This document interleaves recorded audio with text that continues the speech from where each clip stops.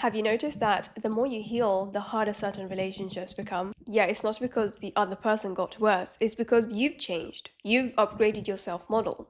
And nobody talks about the hidden cost of holding on to relationships that you've already outgrown. They don't just drain your energy, they drain your creativity, your life force, your ambition, your intuition, and your ability to move forward. So let's talk about it. You see, when you're attached to someone, when you're enmeshed with someone's soul, you don't see them clearly, right? We don't see them objectively. We see them through our lens of love and attachment and history and connection and chemistry and all this bullshit. So we constantly look for reasons why we should pardon their behavior, we should overlook some of their red flags. Attachment overrides perception. This is why only after people leave that toxic dynamic, you'll hear them say stuff like, oh my God, I can't believe it. Were they always like this? I can't believe I didn't see it. Duh. Yes, you could see it. Yes, you could see it. You think you couldn't see it? Yes, you could see it. But you couldn't afford to acknowledge it. Because as I said, attachment overrides perception. The amount of abuse, boundary violations, disrespect, mistreatment we are willing to tolerate in the name of love is fucking legion. Okay? We come up with so many reasons why we need to stay in this relationship, why this person feels like a match made in heaven, why this family member is so worth it, and you're meant to value family relations, or you have history, you have connection, you have chemistry, all this bullshit. And the whole time, your nervous system is literally telling you, we're not safe in this dynamic, we're not safe, this isn't safe, this isn't safe, this isn't safe, abort, mayday, and you're just ignoring it. This is where the head comes in and the nervous system's wisdom gets ignored, especially for people who have been trauma trained not to feel their emotions. Okay, so I was raised in a house where I was not allowed to feel my emotions. I was not allowed to feel my feelings. So most of my life I've been severed from my intuition. I was always in my head, stuck in my head. When you think about it, you're actually tolerating so much in this dynamic that you wouldn't otherwise tolerate from anyone else. Do you see that? Do you understand? Do you stand under? Attachment has a way of making red flags look like misunderstandings. When you keep ignoring these red flags, right, that are really flagging, right, the red flags that are really flagging, and you keep ignoring them, you will reach a point where something really bad is going to happen. A lot of us do this. A lot of us wait until something really bad happens before we set that fucking boundary, before we finally develop some self-respect and walk away with our dignity intact. Okay, this is what I did.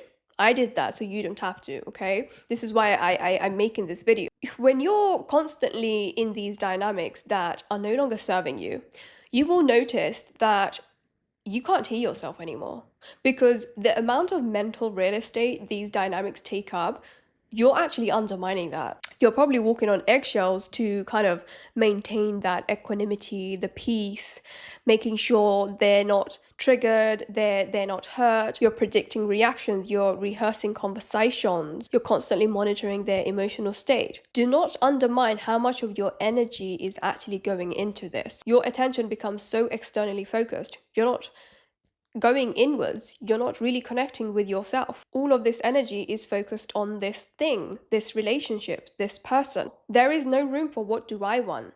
How do I feel? What am I creating? There is more focus on how will they react? Will they be upset? How do I keep the peace? With all of this going on, your life starts revolving around emotional damage control. There is no space for creativity. There's no space for you. You know, people talk about money being expensive. Mental bandwidth is fucking expensive too. It's very expensive.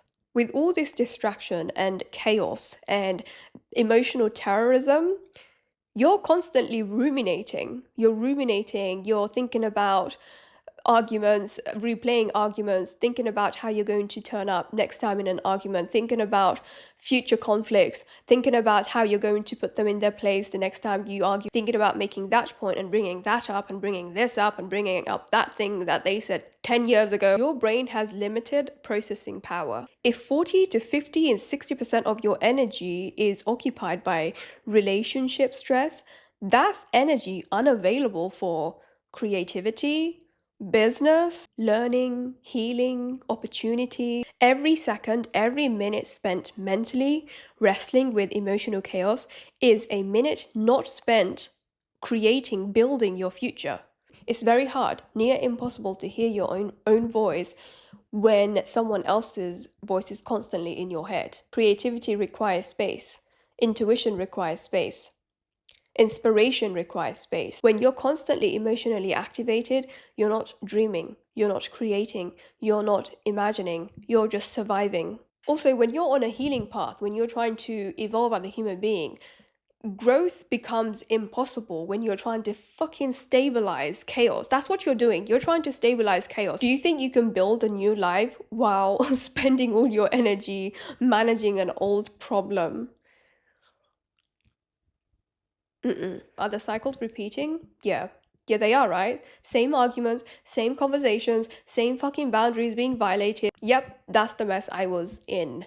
And I kept going round and round and round and round. You know the saying, love is blind. That's not only applicable to romantic relationships. This is applicable to causes, friendships, romantic relationships, family dynamics, all kinds of relationships. I think a lot of people undermine how much energy is actually required for growth. When you're growing, when you're really trying to change old habits, you're trying to change the things you learn from your parents, their ways, their wayward behavior, their coping mechanisms, their beliefs, years and years and years and years of entrenched fucking behavior, that requires an insane amount of energy. Growth requires excess energy. This is what I realized because I was doing all the inner work. I was doing religiously. I was waking up every single day doing mirror work religiously, the way Louise Hayes instructs, look into the mirror and repeat, I love myself, doing the inner child work, doing the shadow work. I was doing all of that while still being in this relationship. You can't use the same energy to hold something together and build something at the same time. Now, I don't want to demonize these people that I'm saying you need to walk away from. We don't need to villainize them. Some people aren't bad, they are just no longer aligned. Growth is almost never synchronized. I wish it were, but it's not. When you upgrade your inner hologram, when you upgrade your self model, I promise you it is impossible to remain in certain dynamics. Because these people that you're in a relationship with, they are not in a relationship with you. Whoever the fuck they're in a relationship with, it's not you. My love, it's not you. They're in a relationship with a version of you that you build out of self-hate, trauma, neglect. That's not the true you. That's all the more reason why you need to run away. Like I said, if you've been pouring love and light into yourself, you've learned boundaries, you've raised your standards. Meanwhile, the relationship is still operating from an older version of you. If you weren't doing the inner work, then you wouldn't be feeling the friction. You'd both be behaving like hooligans, walking into the sunset together, being hooligans. Relationships are built around identities. So when your identity has changed, fundamentally, you no longer belong in this fucking dynamic. When your identity changes, the relationship often has to change too. People don't just get attached to who you are, they get attached to who you've been. Another angle in these dynamics is when you've been the fixer, the peacemaker, the rescuer, the people pleaser, and suddenly you stop, you decide that, no, I'm out. The entire relationship system gets disrupted because the dynamic was built around that old version of you. These relationships weren't necessarily built around your healing. They were built around your fucking wounds. A relationship that costs your dignity is not love. It's not love. It's a wound. Every ending doesn't need a villain, right? So, like I said earlier, growth isn't synchronized. Different values emerge. Different priorities emerge. Different standards emerge. Different visions emerge. Sometimes you're just simply moving in different directions. Your paths diverge. It was really painful for me to accept that love and compatibility are not the same thing. Now, if you're someone who has always struggled with boundaries. You were never taught how to set boundaries. You may be someone who waits until something really bad happens before you set that fucking boundary. Most boundaries are set years later than they should have been. Sorry, my video got muted. But as I was saying, people often don't set boundaries at the first violation or the 10th or the umpteenth. They set them after something really bad happens, after they are really, really exhausted. For me, setting the boundary wasn't the hardest part. It was the years of tolerating what led up to it that was really hard.